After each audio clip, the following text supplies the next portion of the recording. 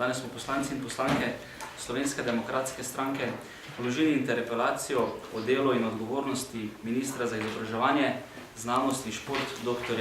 Jerneja Pikala. K vložitvi nas je dodatno spodbudilo tudi ravnanje vladajoče koalicije na petkovi nujni seji odbora za izobraževanje, znanost, šport in mladino, na kateri smo želeli razčistiti vsa odprta vprašanja in dileme glede sumov in nepravilnosti ter morebitne korupcije pri javnem razpisu o formalnih oblikah izobraževanja za državljanstvo v multikulturni družbi. Vladajoča koalicija je žal z proceduralnim sklepom takoj na začetku seje zaključila sejo, češ da ni pristojna, da v tem odbor seveda razpravlja. Minister Pikalo je ob imenovanju prisegel, da bo spoštoval ustavni red in bo ravnal po svoji vesti in z vsemi svojimi očmi deloval za blaginjo Republike Slovenije. Njegova številna pretekla ravnanja, tako ta, ki jih podrobneje opisujemo v interpelaciji, kot številna druga, govorijo o tem, da minister za izobraževanje, znanost in šport dr. Pikalo ni ravnal v skladu s prisego, ki jo je podal v Državnem zboru Republike Slovenije. Zaradi svojih preteklih dejanj, ko je deloval izrazito v lastno korist, je izgubil integriteto in spoštovanje poslanske skupine Slovenske demokratske stranke. Vlagatelji interpelacije menimo, da je pri ministru za izobraževanje, znanost in šport dr. Pikalu prisoten sum nepravilnosti in korupcije glede javnega razpisa Državljanska vzgoja Ministrstva za šolstvo iz leta 2009. Projekt je takrat prijavila Fakulteta za družbene vede in na razpisu tudi zmagala. Nepravilnosti naj bi se dogajale pri razpisu z nazivom formalne oblike izobraževanja za državljanstvo v multikulturni družbi. Zmagovalka razpisa Fakulteta za družbene vede je prejela 700 000 evrov sredstev. Dr. Pikalo pa naj bi ob tem pridobil tudi večjo premoženjsko korist, saj je prijavljal projekt FDV, poleg tega pa je bil dr. Pikalo prejel tudi plačilo za storitev, ki je sploh ni opravil v sklopu projekta. Dr. Pikalo je članek Kozmopolitanska demokracija napisal in objavil še preden je razpis sploh obstajal. Evidentno je, da je ministrov članek v projekt vključen z namenom pridobitve finančne koristi. Očitno je, da Socialni demokrati niso stranka, ki ima čiste roke. Saj je minister, ki spada v kvoto Socialnih demokratov, zavestno vključil v projekt že objavljen članek z namenom pridobitve finančne koristi.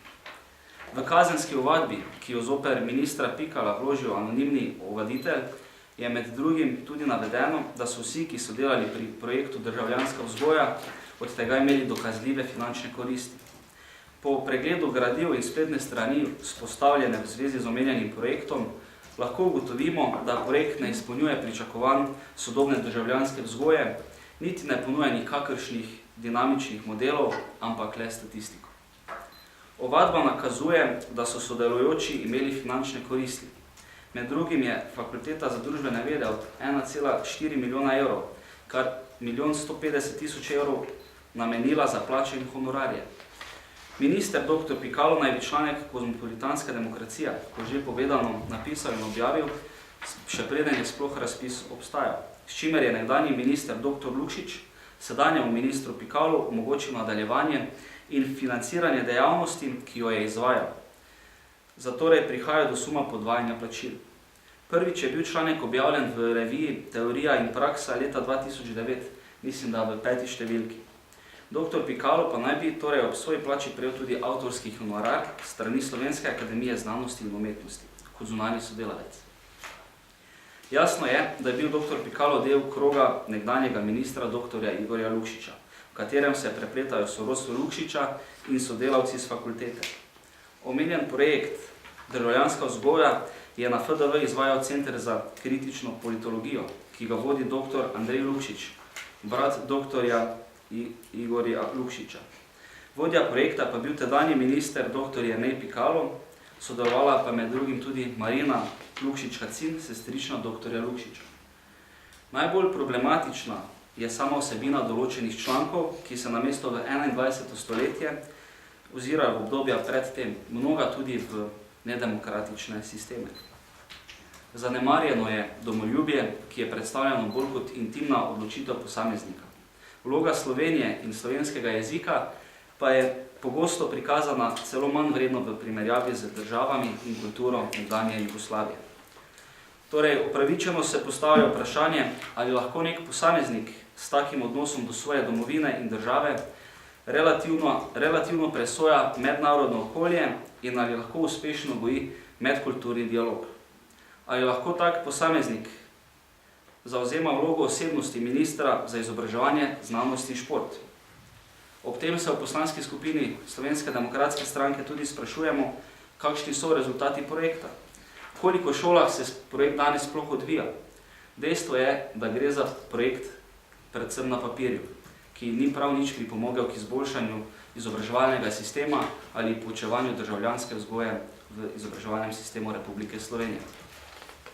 Menimo, da ne more biti minister nek posameznik, ki postavi svoj interes pred javnega. Postavlja pa se tudi vprašanje, ali je lahko minister nekdo, ki je izgubil integriteto, ki je nujna za opravljanje javne funkcije. Tak minister je lahek plen takih ali drugačnih lobijev in po naši oceni ne more več varovati javnega interesa. Po oceni vlagateljev interpelacije je minister Pikalo izgubil osebno integriteto, ki je nujna za opravljanje funkcije ministra. S tem je izgubil zaupanje javnosti, kot tak pa ne more več odgovorno opravljati funkcije, na katero je bil imenovan. Zato tudi predlagamo interpelacijo oziroma predlagamo njegov odstop. Hvala, če so večno vprašanje, prosim. Samo, že božeš delo. Kako to, da interpelacijo vlagate sami, brez drugih opozicijskih kolegov? Prvo bi rad seveda povedal, da v poslanski skupini SDS imamo 26 poslank in poslancev, kar seveda zadošča za vložitev interpelacije. To pa seveda tudi ne pomeni, da v prihodnje oziroma v nadaljevanju interpelacije ne bomo računali ali pa seveda prosili za podporo interpelaciji. Bi pa seveda rad povedal, da v opoziciji nimamo nobenega medsebojnega dogovora ali pa pogodbe, na podlagi katere bi se ravnali in bolj kot ne se recimo da odprtim vprašanjem posvečamo sproti. Še večno vprašanje. Pa kaj računate, da bo izglasovana, glede na to, da so že 3 interpelacije bila, ena je komaj dobro minila, pa vedno znova se zgodi, da koalicija zagotovi večino, tam okoli 47.